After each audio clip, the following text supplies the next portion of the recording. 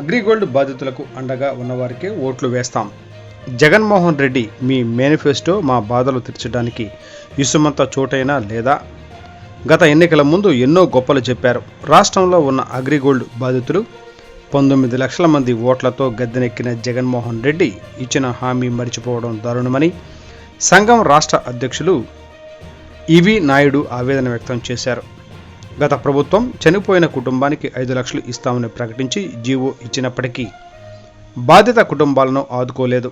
సరికదా కొద్దిపాటి లబ్ధిదారులకు చిన్న మొత్తాన్ని ఇచ్చి చేతులు దులుపుకున్నారు. ఆ తర్వాత నుంచి నానా తిప్పలు పెట్టి చివరికి చేతులు ఎత్తేశారని తెలిపారు. అగ్రిగోల్డ్ సంస్థ యొక్క ఆస్తులు 30,000 కోట్లు ఉందని చెప్పగా అందులో 7,000 కోట్ల రూపాయలు విడుదల చేస్తే రాష్ట్రంలో ఉన్న 19 లక్షలకు పైగా లబ్ధిదారులు మీ పేరు చెప్పుకొని బతుకుతారని ఎంత బ్రతిమలాడినా చివరికి ఆశలు పెట్టి ఆకాశాన్ని చూపించారు. అగ్రిగోల్డ్ బాధితులకు ఇవ్వవలసిన బకాయిలను ఇవ్వకపోవడం జగన్ రెడ్డి చేసిన పెద్ద మోసమని అగ్రిగోల్డ్ బాధితుల సంఘం రాష్ట్ర అధ్యక్షులు ఈవి నాయుడు తీవ్రంగా విరుచుకుపడ్డారు. వైఎస్ఆర్సీపీ ప్రవేశపెట్టిన మేనిఫెస్టోలో అగ్రిగోల్డ్ బాధితులకు బాసటగా ఉంటారని ఎదురు చూడగా తీరా నిరాశ ఎదురైందని ఆవేదన వ్యక్తం చేశారు. రాష్ట్రంలో ఉన్న ప్రతిపక్ష పార్టీ అయిన తెలుగుదేశం ఎన్డీఏ కూటమి పెద్దలకు అగ్రిగోల్డ్ బాధితుల సంక్షేమ సంఘం రాష్ట్ర నాయకత్వం విజ్ఞప్తి చేసిందని నాయుడు తెలిపారు. రాష్ట్రంలో ఉన్న సుమారు 19 లక్షల అగ్రిగోల్డ్ బాధితులు అండగా ఉండాలని కోరుతూ ఇప్పటికే తెలుగుదేశం పార్టీ జాతీయ ప్రధాన కార్యదర్శి లోకేష్, రాష్ట్ర అధ్యక్షులు కింజరపు అచ్చెన్నాయుడులను రాష్ట్ర గౌరవ అధ్యక్షులు ముప్పాళ్ల నాగేశ్వరరావు కలిశామని, దీనిపై వారు ప్రకటన చేయాలని ఆశాభావం వ్యక్తం చేశారు. ఈ కార్యక్రమంలో సంఘం పాలకొండ నియోజకవర్గ గౌరవ అధ్యక్షులు బుడితి అప్పలనాయుడు, సంఘం నాయకులు బెహరా బంగారి, ఉన్న రమేష్, ఎల్లు మహంతి సోమశేఖర్, రాంబాబు, బొల్లా ఉమామహేశ్వరరావు తదితరులు ఈ కార్యక్రమంలో పాల్గొన్నారు. అగ్రిగోల్డ్ బాధితులందరికీ ఎవరైతే అండగా ఉంటారో వారికే మా ఓట్లు వేసి గెలిపించుకుంటామని పిలుస్తా ఉన్నాం. ఈరోజు రాష్ట్రంలో వైసీపీ ప్రభుత్వము మేనిఫెస్టోను విడుదల చేసింది.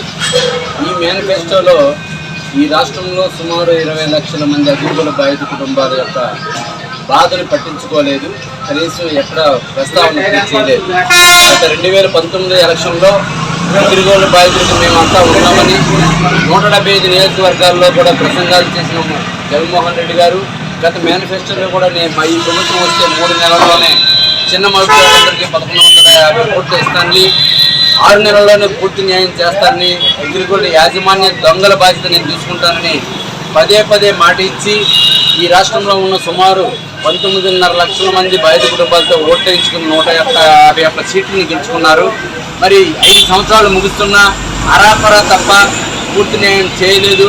అగ్రిగోల్డ్లో యాజమాన్యం దగ్గర నుంచి ఏదైతే అటాచ్మెంట్ చేసుకున్న ఆస్తులు విలువ సుమారు ఇప్పుడు 30,000 కోట్లకు మించి ఉన్నది. కానీ ఈ రాష్ట్రంలో ఇవ్వాల్సిన బాధితులకు ఇవ్వాల్సింది అన్ని రాష్ట్రాలతో కలుపుకుని 7,000 కోట్లు మాత్రమే.